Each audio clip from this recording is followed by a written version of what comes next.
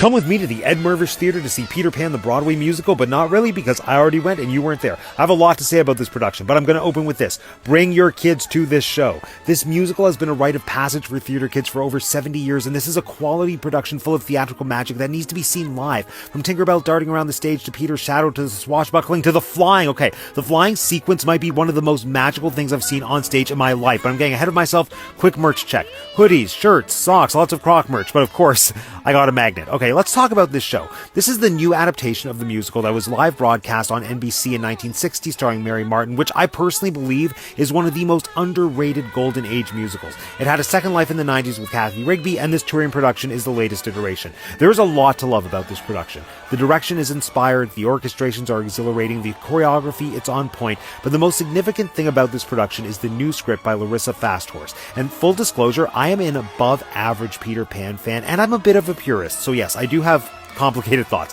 One of the biggest changes was updating the setting.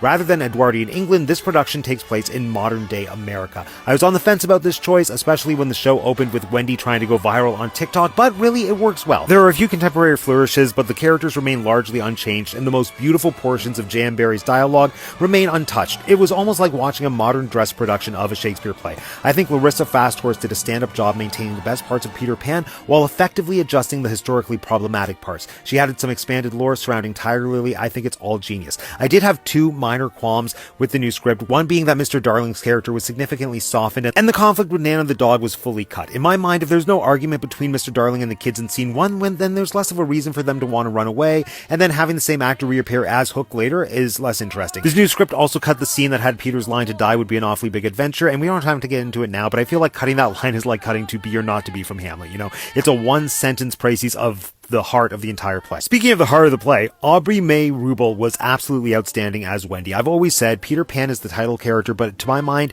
it's Wendy's story. She's the emotional grounding force, and Aubrey May, she delivered on every front. And she had perfect chemistry with Cruz Maldonado as Peter, who was just an absolute force of nature in that role. All in all, this is a beautiful production. It's the kind of spectacle theater that reminds you how magical theater can actually be.